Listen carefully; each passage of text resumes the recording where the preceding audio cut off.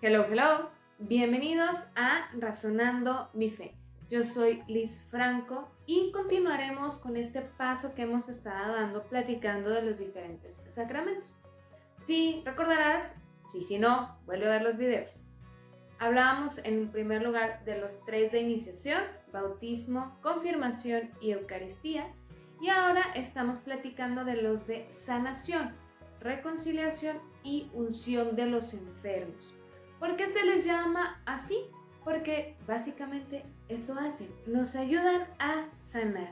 En el caso de la reconciliación, pues esta carga que nos provoca el haber pecado, el haber roto esta alianza de amor con Dios.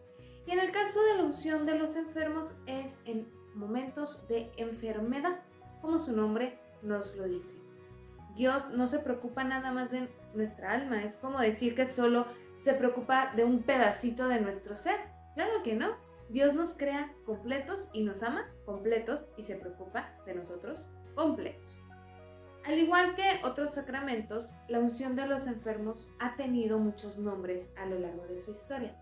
Pero a diferencia de la Eucaristía o de la reconciliación, que todos esos nombres siguen vigentes, la unción de los enfermos no.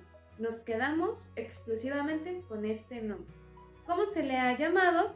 Sacramento del enfermo, extrema unción, sacramento de moribundo, viático. ¿Cuál era el problema?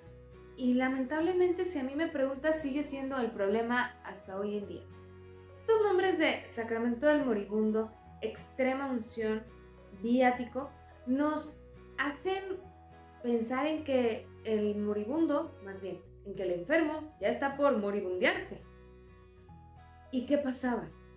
El hecho de llevar al sacerdote era causa de miedo, causa de desesperanza, porque significa, pues todo está perdido, ya me voy a morir, mandaba a entrar al sacerdote. Y caías en el extremo de no quererlo mandar llamar por no asustar al enfermo. Pero ¿qué pasa? Recordemos que siempre de los siempre, para recibir un sacramento, la persona tiene que estar viva.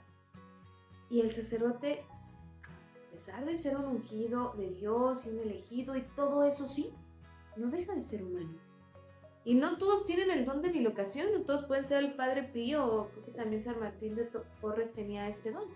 Entonces, si el sacerdote está en una misa, o confesando, o en algo, y no puede ir, y ya no alcanzaste, por eso se le quedó el sacramento de la unción de los enfermos, para no darle esta connotación negativa de que ya te vas a morir, y por eso mandaron llamar al sacerdote. Vamos, como con todo, lo hemos hecho con todos los sacramentos, a hacer un poquito de historia. En este caso, aparte del sacramento, el concepto de enfermedad. En el Antiguo Testamento, la enfermedad era sinónimo de pecado. Es decir, si te dio lepra, o si estás ciego, o si estás cojo, es porque tú o tus papás pecaron. Estás pagando un pecado, ya sea tuyo o de tus ascendientes. Pero llega Job, y Job es una muy buena persona, y es justo y agrada a Dios, y le va muy mal. De hecho, enferma él, muere en su familia, y así de, ¿no que eras muy bueno? Algo estás ocultando, Job.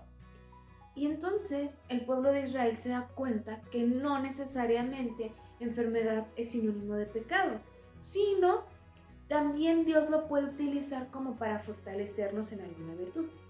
Sin embargo, este memo no le llegó a todos los israelitas, y en tiempos de Jesús todavía había muchos que creían que la enfermedad era sinónimo de pecado. Como sabemos, viene Jesús y va a romper completamente con esto. Dice, a ver, acuérdense del ciego de nacimiento. Ni él ni sus padres pecaron. Esto está así para que se demuestre la gracia de Dios. Y Jesús va a tener muchísimas curaciones. De hecho, si te ojeas el Evangelio de Marcos, no alcanza a nombrar todos los milagros que hace. De hecho dice, y se le juntaban y pasó toda la tarde curando enfermos. Y algo interesante que va a tener Jesús es esta dualidad. Pongamos, por ejemplo, el paralítico, recordarás ese pasaje que lo bajan del techo sus amigos, y antes de curarlo le dice, tus pecados te son perdonados, y después lo cura. Esto va a ser bastante común. Jesús ve esta sanación, como les decía en un principio, completa, de cuerpo y alma.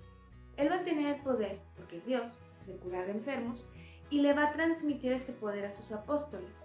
Encontraremos en Hechos de los Apóstoles como ellos también son capaces de realizar milagros. Ya el sacramento, pues quisiera decir como tal, lo vamos a encontrar en la carta de Santiago. ¿Está enfermo alguno entre ustedes? Que llame a los presbíteros de la iglesia para que oren por él y le unjan con óleo en el nombre del Señor. Este va a ser el texto más primitivo que tenemos de un rito como tal de unción de los enfermos.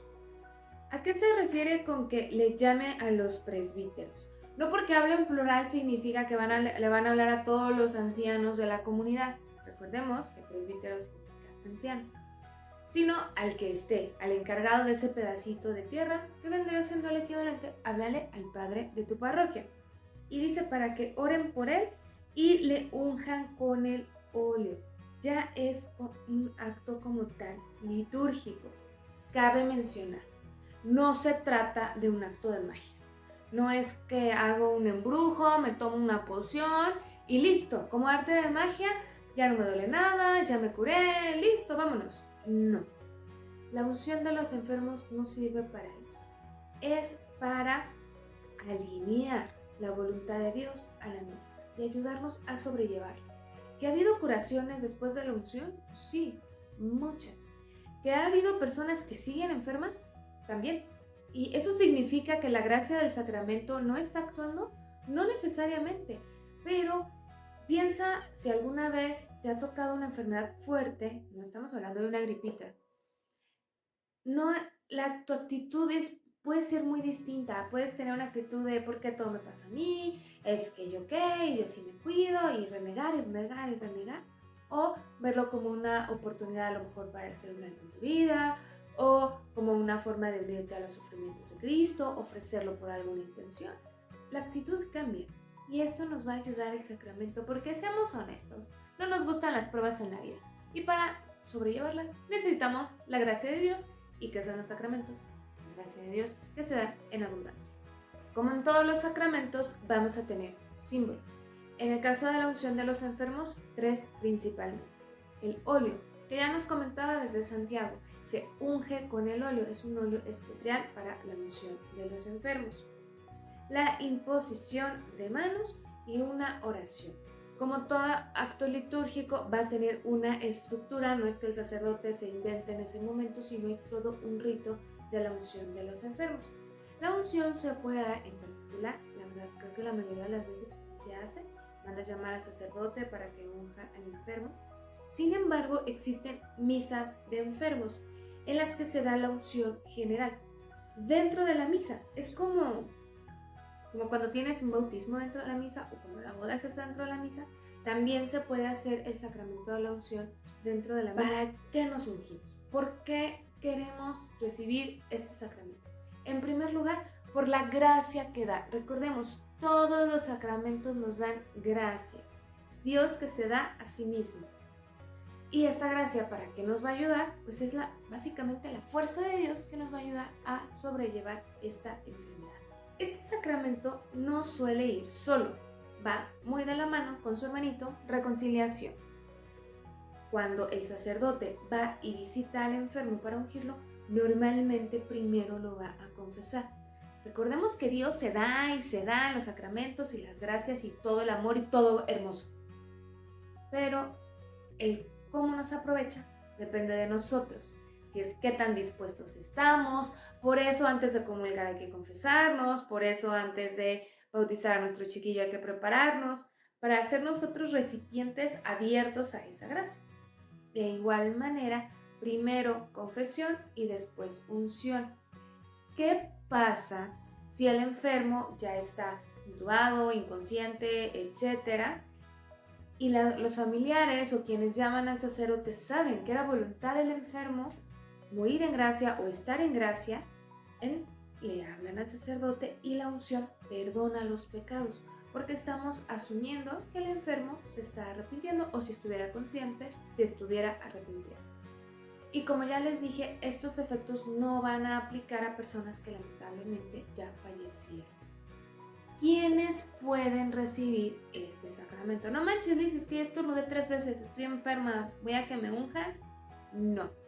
Tienen que ser enfermedades serias, enfermedades fuertes, en la vejez. A lo mejor una persona mayor no tiene como una enfermedad en especial, pero pues ya le trona aquí, ya le trona allá, ya está más para allá que para acá. También puede recibir la unción. O por ejemplo, antes de una operación, también te puedes pedir la unción de los enfermos antes de operarte por cualquier cosa para que tú estés en gracia, estés mucho más tranquilo. Como cualquier sacramento, no se debe de tomar a la ligera, se debe de dar su justa importancia y aprovechar. Yo quisiera que con estos minutos te ayude a entender lo maravilloso que es Dios y cómo en su infinito amor se da en cada uno de los sacramentos y aprovecharlos. Ya está la gracia, pero nosotros tenemos que ser buenos recipientes de la misma. Y también, importantísimo, así como les dije que antes de la unción hay confesión, ¿cuál es el mejor alimento? ¿Cuál es la gracia como más palpable? La comunión. Este sacramento suele ir acompañado de tanto confesión y terminar con la Eucaristía. Muchas veces el sacerdote no se da abasto o el enfermo lo acaban de ungir y confesar, y entonces ya se puede complementar con los ministros extraordinarios de la comunión que llevan la comunión a estos enfermos que ya recibieron previamente los otros 2 sacramentos.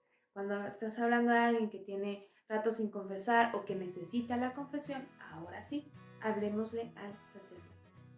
Esto es a muy grandes rasgos lo que es el sacramento de la unción. Espero que te haya picado la curiosidad y más aún que le perdamos el miedo al sacramento. Es Dios que se da en gracia, en amor, para fortalecernos ante las pruebas que inevitablemente todos vamos a pasar. Yo soy Liz Franco, estuviste en Razonando mi Fe y recuerda, razona, cree, ama y contempla.